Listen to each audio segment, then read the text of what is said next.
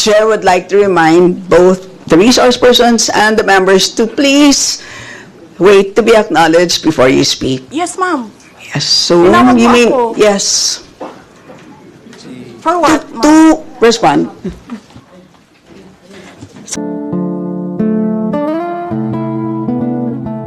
At this point, I'd like to inform the body that the budget sponsor for the office of the Vice President is the Honorable Zia Alonto Adyong. So we will now begin interpellation.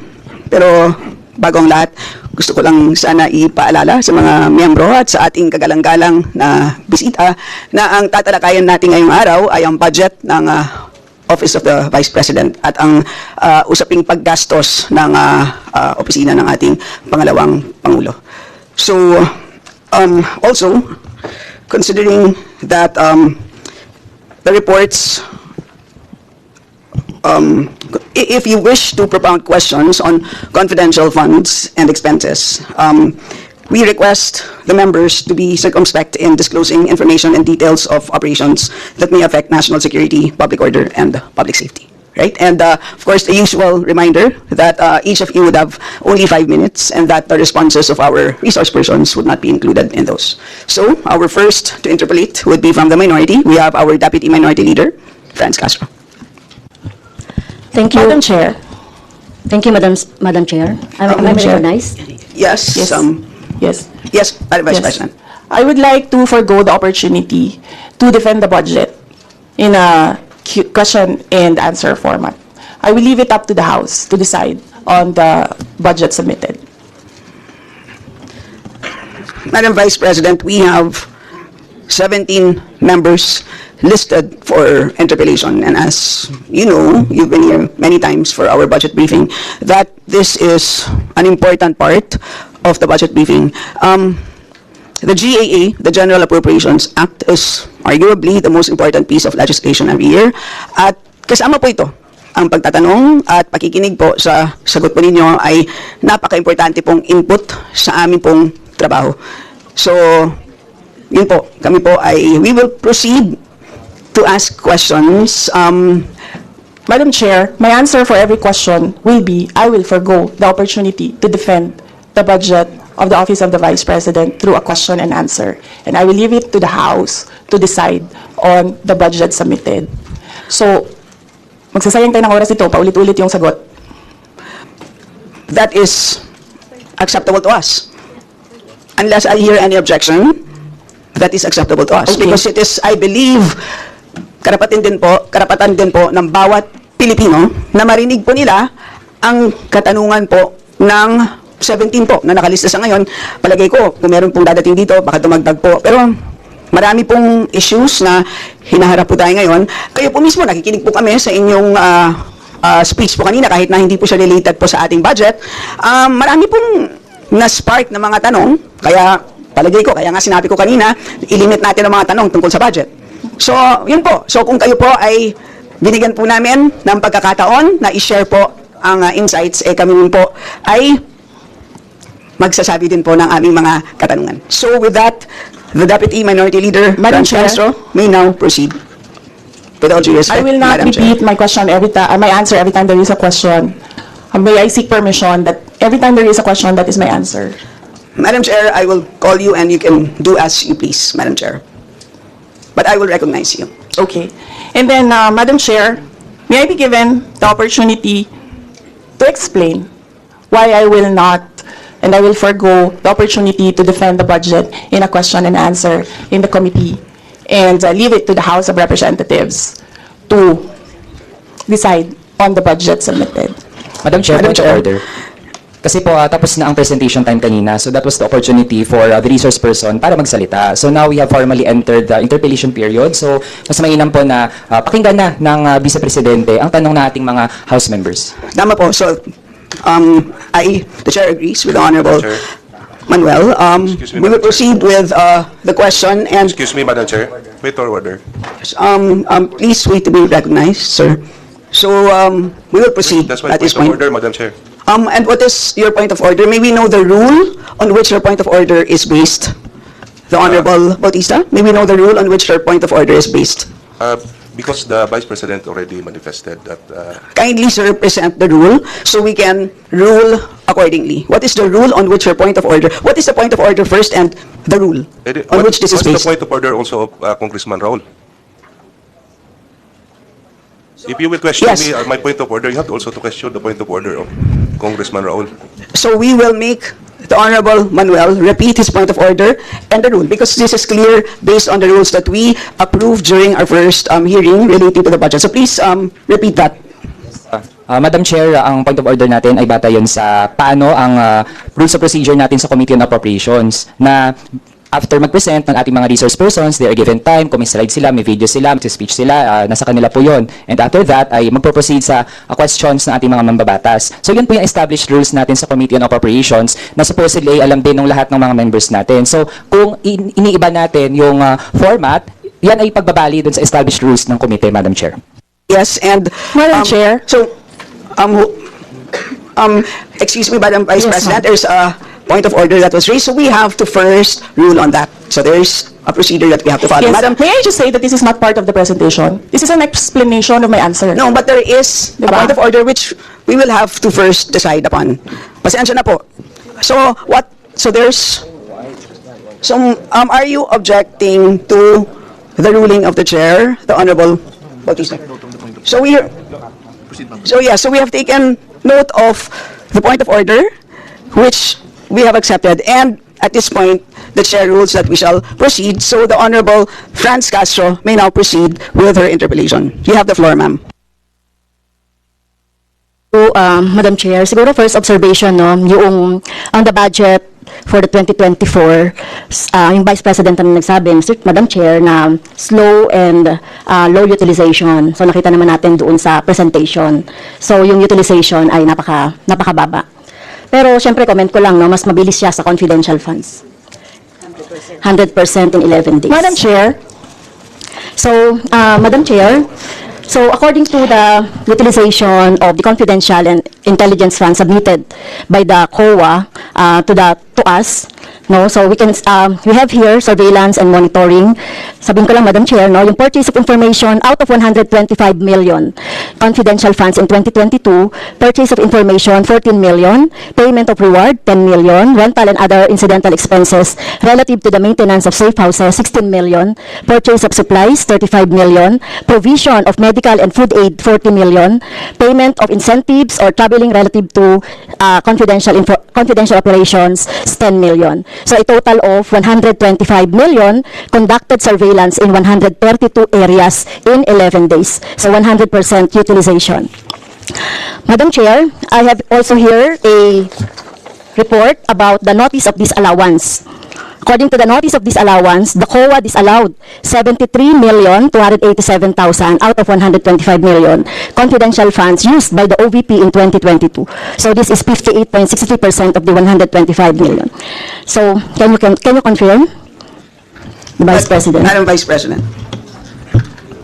Madam Chair, since you allowed her a snide comment, you will allow me a snide comment as well. So my question is, Madam- can you Yes. confirm? Yes. Yeah, okay. Diba?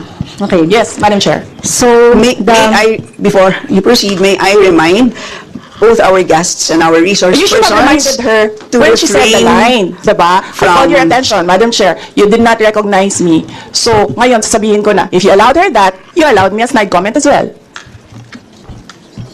I don't recall hearing a snide comment, Madam Vice President. Ang snide comment, that's a matter of judgment. So please proceed with your... Secretariat, please Madam proceed, Chair, I ma'am, would like the with your- Secretariat to repeat the first 3 lines of the well, comments. a point of order, Madam Chair. Point of order, Madam Chair, kasi parang... So let's please proceed with the Yeah. answer.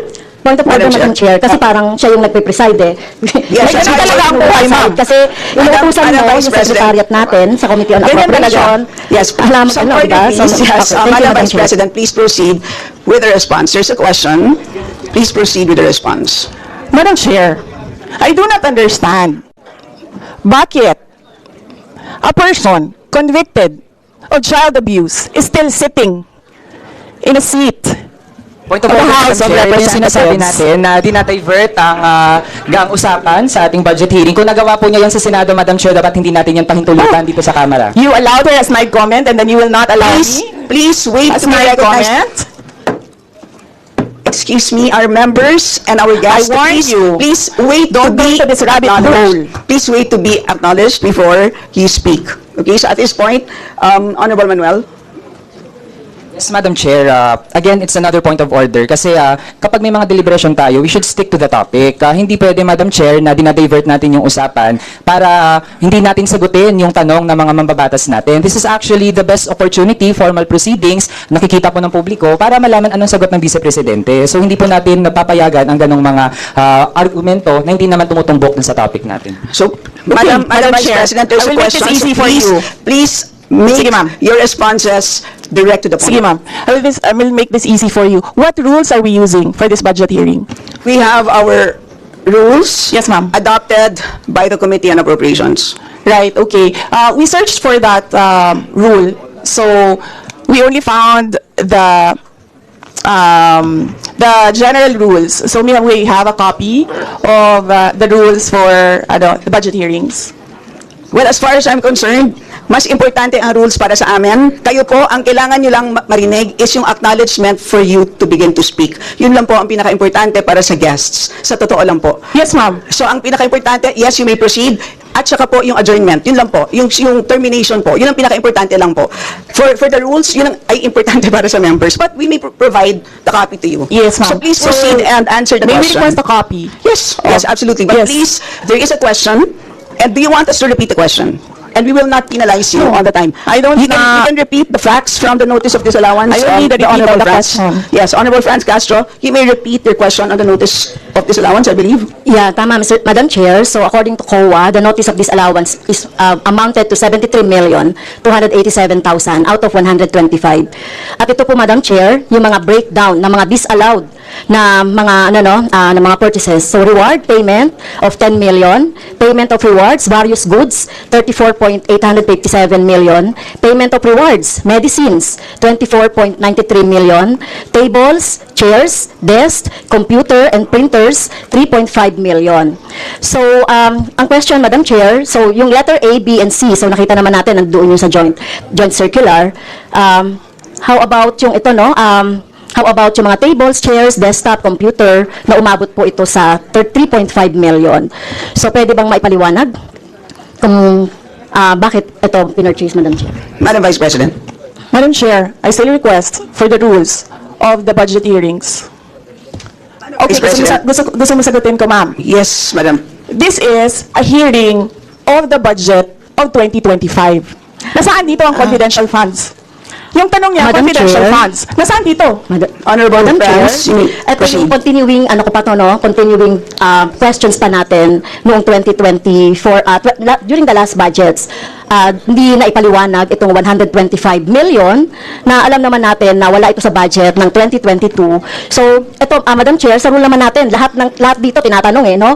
So, according to the budget, whether it is in the past, kasi nakikita natin yung utilization noong mga budget, kahit na yung past years, ay pwede nating busisiin dito, Madam Chair. Tama ba ako, Madam Chair?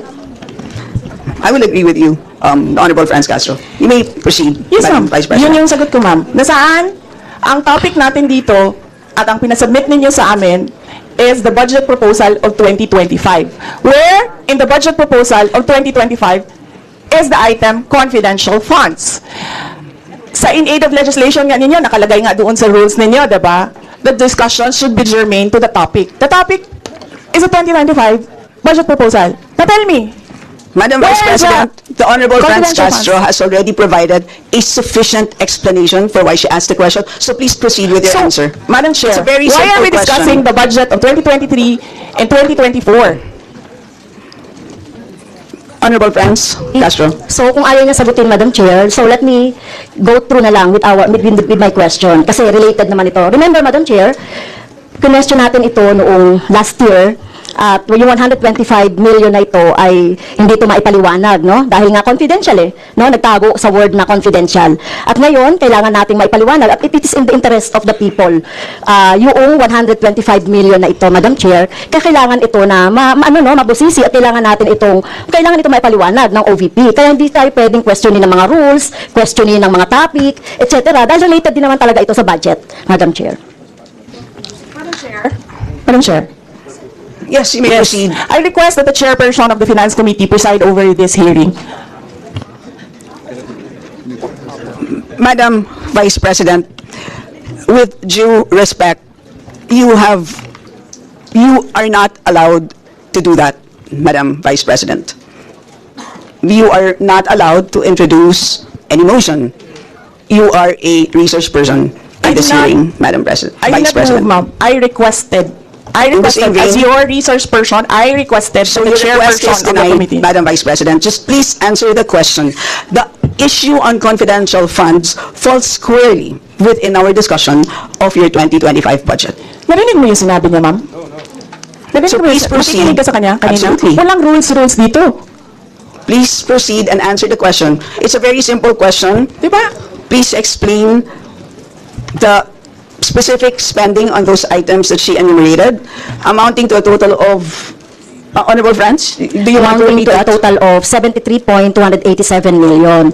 So, dahil may notice of disallowance, so ibig sabihin, Madam Chair, illegal ito at not in accordance with the joint circular by the COA, DBM, and other related agencies. So, kung ito ay dinisallow, so ibig sabihin, illegal yung paggamit nito. Madam Chair, nitong mga items na binanggit ko po, Madam Madam Chair. Chair, Yes, you Madam cannot Vice President. you cannot allow a member of the House to just claim that it is illegal. That is a notice of disallowance. That is a procedure inside the Commission on Audit. Hindi sa upuan niya. The Honorable Franz. Okay, thank you, Madam Chair. So, thank you for the explanation, Vice President. Okay, next. According to accomplishment report of OVP, it spent 10 million for payment of reward.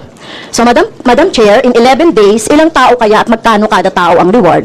In fact, COA disallowed the whole amount spent by OVP for payment of reward. Hindi ba, Madam Chair, questionable ito? Madam Chair, the invitation letter that we received from the House of Representatives. Dear Vice President Duterte, the House Committee on Appropriations will hold briefings, hearings on the budget proposals of various departments, agencies, and corporations relative to the fiscal year 2025 National Expenditure Program as the basis of the fiscal year 2025 General Appropriations Bill. Nasaan? Sa presentation ko kanina, ang haba. Ang confidential funds. Honorable Franz Castro.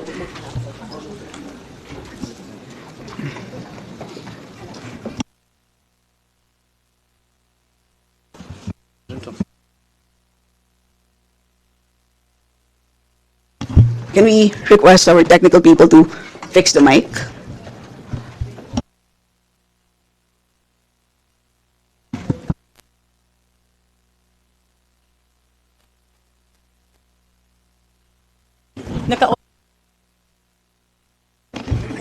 Can everybody check their mics and make sure that they're switched off para maka-switch on yung si Franz? Ito meron na ako. Meron na. At even yata to.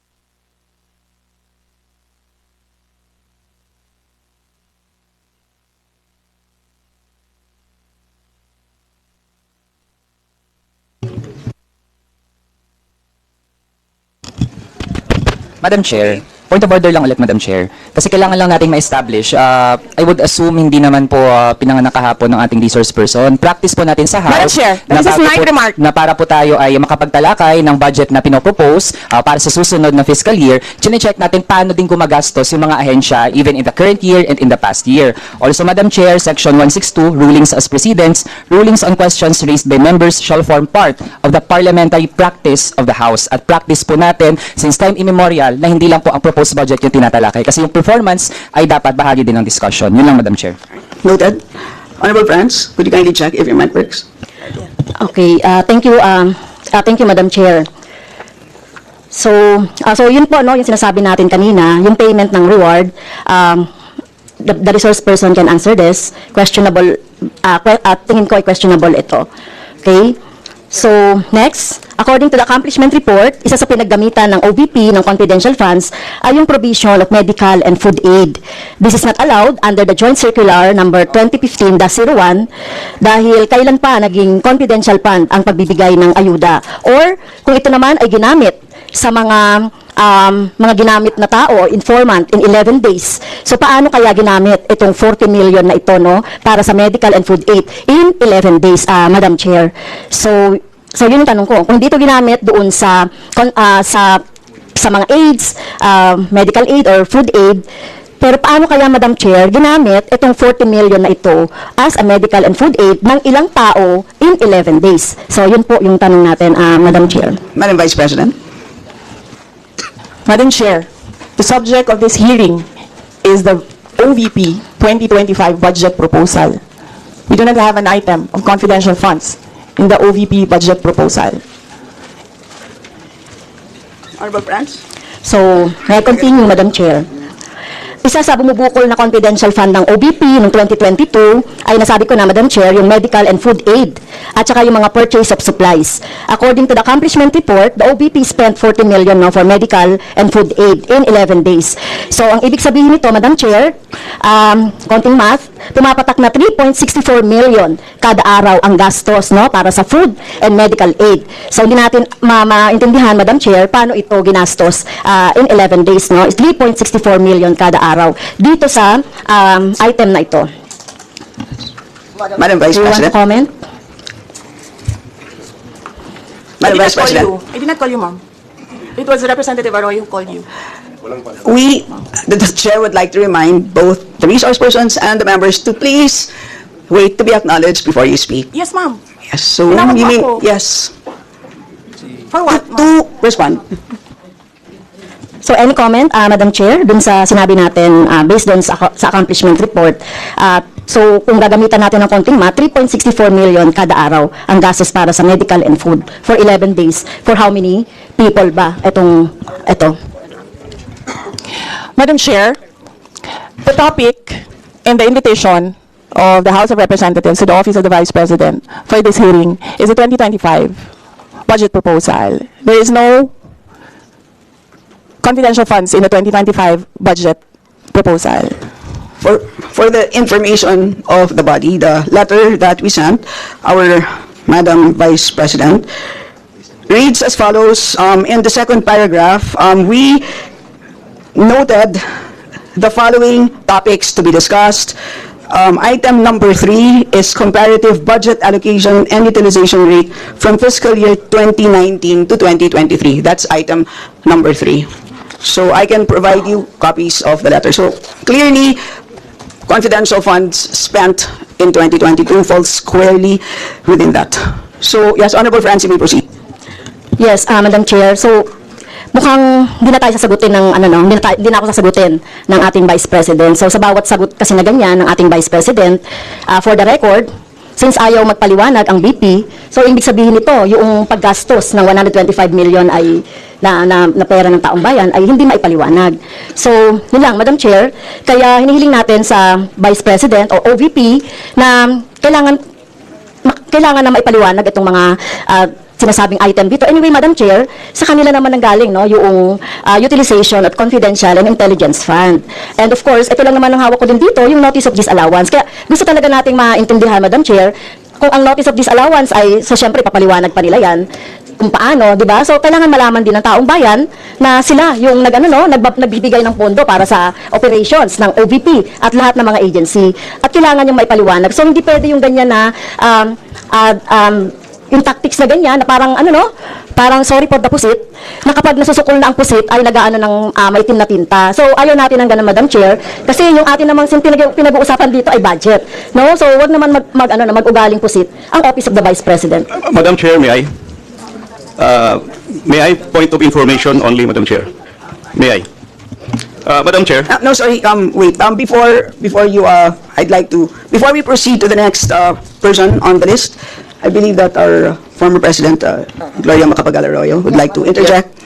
An observation made in relation to the point of order, because in the beginning, it was settled that the issue would be the 2025 budget.